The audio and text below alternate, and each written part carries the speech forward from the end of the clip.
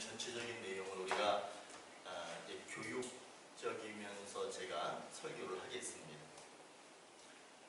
안 켜져서 자, 교육하겠습니다.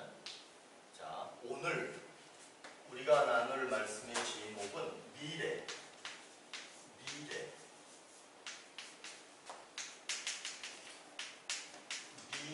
결과라는 거예요. 자, 중요한 거는 이 결과예요. 지금 우리가 사는 이 모습이 이대로 갈 것이냐, 아니면 나중에 갔을 때에는 다른 모습으로 어떤 변화가 있을 것이냐라고 하는 거예요. 우리는 아직 미래의 결과에 도달하지 않았습니다. 그러나 우리는 얼마 지나지 않아서 미래의 결과라고 하는 것에 도달하게 될 겁니다. 오늘 시편 1편의 6절 말씀을 한번 다 같이 한번 읽을까요? 6절 말씀 시작. 무릇 의인들의 길은 여호와께서 인정하시나 악인들의 길은 망하리로다.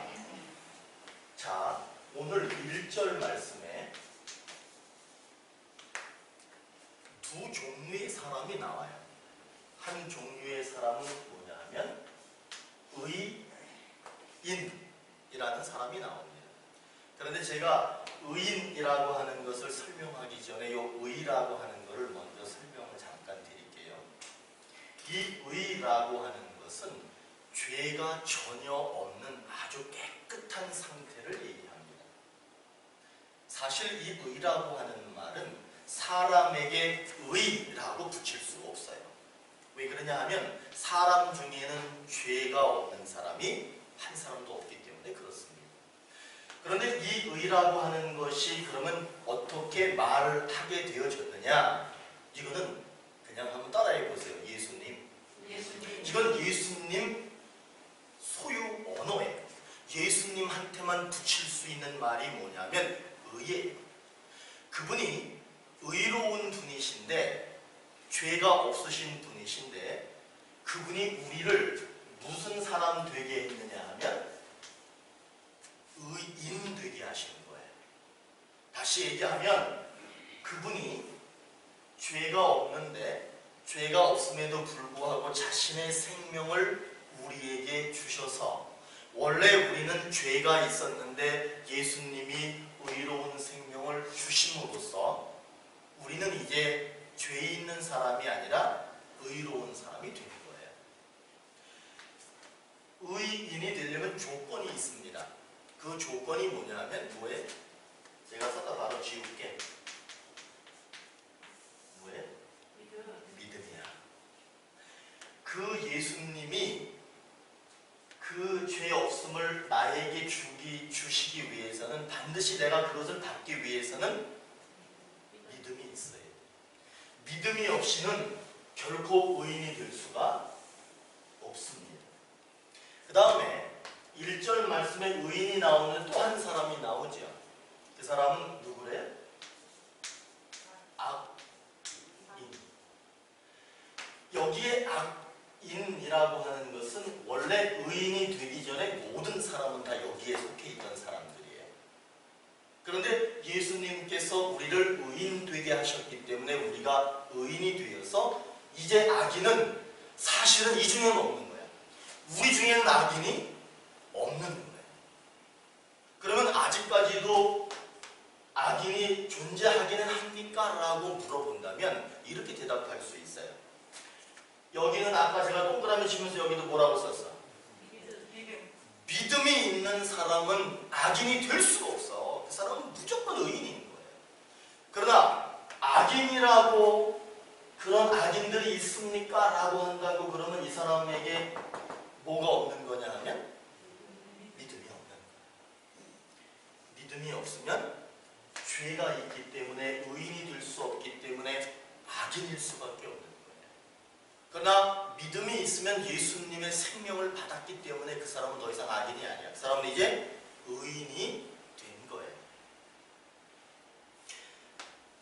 여기서 뭐라고 얘기하느냐 하면 1절에서 하나님이 인정한다 그래요. 당연히 인정하지요. 왜 인정을 하느냐? 예수님을 믿어주잖아. 나를 믿어주면은 내가 그 사람을 좋아할 수밖에 없는 것처럼 의를 받은 인간이 예수 그리스도를 믿으니까 당연히 하나님이 그 사람을 인정해 주십니다. 하나님이 인정해 주시면은 이 사람 잘 될까요? 안 될까요? 잘 돼요. 잘 되지. 그런데 오늘 그 1절에서 또 뭐라 그래? 악인은 어떻게 된다 그래? 네, 악인은 망한다. 그러면 잘 보세요. 하나님이 인정하는 사람의 미래의 결과는 어떨까? 하나님이 인정하지 않는 사람의 결과는 어떨까? 그걸 보시면, 자, 하나님이 인정하는 사람은 미래로 갈수록, 미래로 가잖아요? 미래로 갈수록 이 사람은 행복하죠. 이 사람은 미래로 갈수록 어떻게 되느냐 하면 지금은 괜찮은 것 같아요.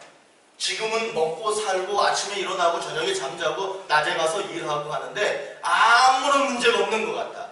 그리고 그 사람들은 뭐라고 얘기하느냐 하면 나는 열심히 살고 있다고 얘기해요. 나는 최선을 다해 살고 있대. 나는 내 가족을 위해서, 내 아내와 내 자식들을 위해서 정말 열심히 살고 있다라고 얘기를 해요. 실제로 보면요, 열심히 삽니다. 땀 흘리고 열심히 일하고 자기를 돌보지 않으면서 열심히 살아요. 그러나 중요한 거는 뭐냐면 미래의 결과. 이 사람은 어떻게 된다? 이렇게 되는 거예요. 오늘 1절에서는 그 얘기를 하는 거예요. 여러분, 지금의 모습이 중요한 게 아니에요. 내일의 모습이 중요하고 우리의 미래의 모습이 중요한 거예요. 오늘 1절에서는 그렇게 얘기를 해요. 여기서는 우리는 무엇을 가져야 되느냐를 생각할 수 있느냐면 반드시 믿음이 있어야 된다. 여기는 믿음이 없으니까 이런 결과를 나타나지만 그래서 우리는 반드시 믿음을 가져야 된다. 이게 의인, 이 6절 말씀이에요. 6절. 의인과 악인에 대한 얘기. 자, 그러면서 우리 다 같이 한번 1절 한번 읽어볼까? 1절 시작. 복 있는 사람은 악인들의 꾀를 따르지 아니하며 죄인들의 길에 서지 아니하며 오만한 자들의 자리에 앉지 아니하고. 자, 이제 1절 얘기해볼게요. 1절에서는 뭐라고 얘기하느냐 하면 복 있는 사람이 있대요. 복 있는 사람, 복. 그럼 여기는 당연히 뭐 어떻게 되겠어? 복 없는 사람이 되겠죠. 악인은 복 없어요. 의인은 복이 있습니다. 그러면 복 있는 사람은 어떤 모습을 가지고 있느냐 하면 우리가 지금 말씀 읽은 것처럼 악인들의 꾀를 따르지 아니하고 라고 하는 말은 뭐냐 하면 이 사람의 계획을 얘기하는 계획. 이 사람의 계획은 복 있는 계획이 있다는 거예요. 누가 기도를 하는데 하나님 그냥 제가 건강하고 저 잘 먹고 잘 살게 해주세요. 뭐 그것도 인간적으로 보면 나쁜 건 아니에요. 그러나 하나님께서 원하시는 그분의 계획, 그 사람의 계획은 뭐겠어요? 하나님 제가 주를 위하여 최선을 다해서 살기를 원합니다. 영혼들을 위해서 복음을 전하고 영혼을 살리는데 최선을 다하기를 원합니다. 그런 계획을 가지면 그게 복 있는 계획이에요. 그리고 또 뭐라고 얘기를 해? 죄인들의 길에, 죄인들하고 어울리지 않는다는 거예요. 살다 보면은 죄인들하고 어울리죠. 그런데 그거는 제가 요즘에 경험하는 것들을 보면 그 죄인이라고 하는 게 꼭 사람은 아니야. 죄인, 그러니까 사람하고 나쁜 사람들이랑 어울리지 말아야지 이런 생각만 하시면 안 돼. 여러분 제가 볼 때에는 아주 심각한 게 뭐냐면 이거예요.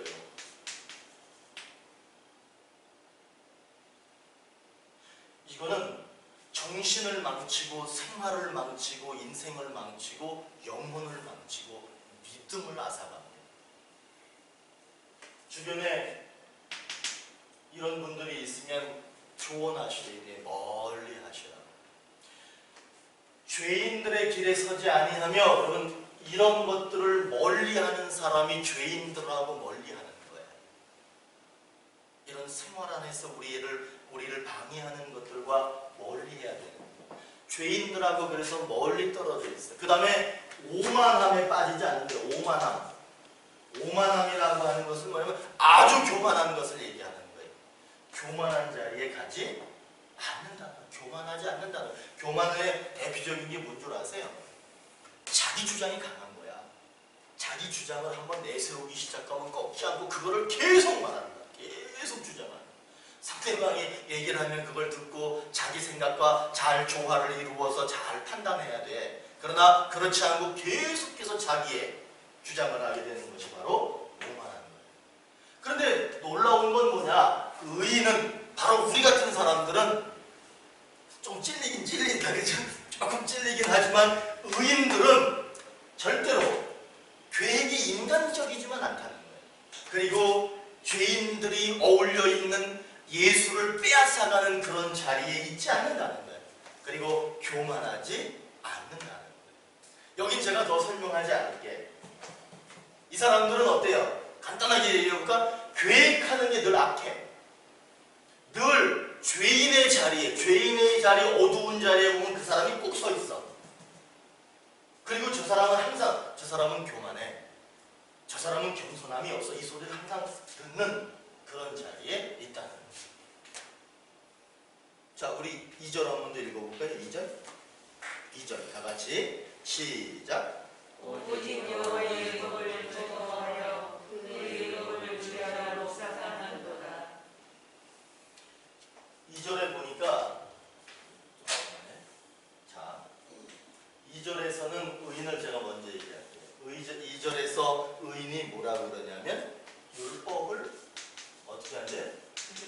즐거워한대. 그런데 자, 율법이라고 하는 거를 제가 다른 말로 말씀드릴 테니까 잘 들어보세요. 율법은 동일한 말이 뭐냐면 말씀이에요. 성경에 율법이라는 단어가 나오면 그건 어떤 법을 얘기하는 게 아니야. 그거는 말씀을 얘기하는 거예요. 의인은 율법을 즐거워한다. 다시 얘기하면 말씀을 좋아한다는 거예요. 말씀을 좋아하니까 이 사람은 뭘 하겠어요? 말씀을 늘 생각합니다. 의인은 그런 사람이에요. 그런데 악인은 어떤 사람이에요? 그러면 율법을 듣지 않아. 율법을 듣지 않아. 다시 말하면 말씀을 듣지 않아요. 말씀을 듣지 않는 사람들은 교회 나오겠습니까? 안 나오겠습니까? 말씀을 듣지 않기 때문에 교회 안 나오는 거예요. 교회 나가나 안 나가나 뭐 똑같이 뭐 믿음을 가지고 있으면 되지 이렇게 얘기를 해. 그러나 그렇지 않습니다. 말씀을 듣지 않아요. 그러니까 말씀이 들리는 자리에 거기 나오지 않아. 그러면 이 사람은 말씀을 생각하겠어요? 안 하겠어요? 생각하지 않기 때문에 결국에는 자기 생각대로 자기 뜻대로 그냥 그렇게 살다가 미래의 결과는 어떻게 되느냐면 이렇게 되는 거예요. 자, 3절 한번 읽어볼게. 시작.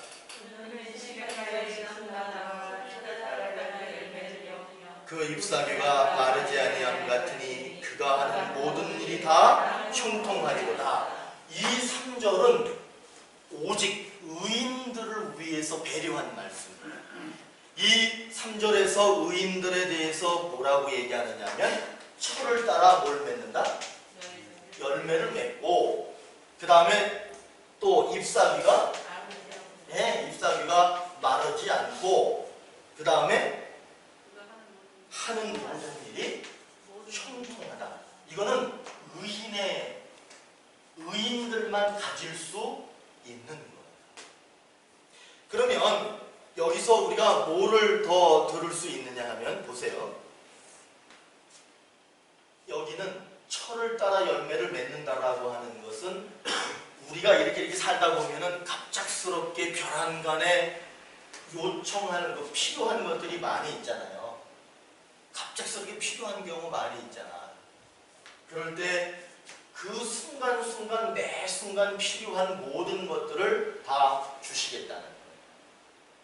그 다음에 잎사귀가 마르지 않는다라고 하는 것은 영육 간의 강건함을 얘기합니다. 영혼도 건강하고 육체도 건강한 것을 약속하고 있는 거예요. 그리고 형통하다. 이거는 이런 말이야, 이런 말. 여러분, 인생에 장애물이 있으면 못 살아. 인생에 장애물이 얼마나 많은지 몰라요. 인생에 장애물이 없다는 거예요. 그 다음에 4절 한번 보시겠어요? 4절? 4절 다 같이 시작. 오직 바람에 나는 겨와 같도다. 바람에 나는 겨. 바람에 나는 겨와 같대. 그러면 바람이 불기 전에 이 겨가 여기 있었어요. 이렇게 바람이 불기 전에는 분명히 있었어요. 그런데 바람이 휙 부니까 어디론가 날아가 버렸대. 그러면 없어진 거야. 의인들은 이렇게 하나님이 때를 따라서 필요한 거 주시고 영육 간의 강건함을 주시고 장애물 없는 인생이 돼서 그렇게 존재감이 있어요. 그러나 바람이 불어서 날아 없어지는 겨, 이거는 존재감이 없는 걸 얘기합니다. 존재 자체가 없다는 거야. 이 사람의 미래의 결과는 그 사람이 있었나? 그런 사람이 살았나? 이렇게 되는 거예요. 존재감이 있는 삶과 존재감이 없는 삶은 엄청난 차이가 있습니다. 제가 아는 저하고 이제 동기야, 대학원 동기인데 그 친구도 목사가 됐죠. 그래서 지금 목회를 아주 열심히 해. 그런데 이 목사가 결혼을 참 잘했어요. 제가 왜 이 친구가 결혼을 잘했다고 생각했느냐 하면 제가 그 장모님하고 장인 어른을 만난 적이 있어요. 그 친구 따라서 같이 가서 보니까 거기 장인 장모가 계신 거야. 근데 그 목사가 저한테 그래. 우리 장인 장모님 신앙이 참 좋으세요. 나한테 그래. 그래. 그래서 제가 이제 그분들하고 대화를 했어. 대화를 하는데 이분들이 무슨 얘기를 하느냐면 목사님 저기 교회 보이시죠? 저 교회가요. 우리 아버지가 우리 아버님이 지은 교회예요. 저 땅도요. 우리 아버지가 땅 내놨고요. 저 건물도 우리 아버지가 지은 거예요. 그래서 저희들이 지금 저 교회를 다니고 있어요. 그리고 저랑 동기였던 그 목사 부인 사모 있잖아. 그 사모도 시집 오기 전까지는 그 교회에 다녔어요.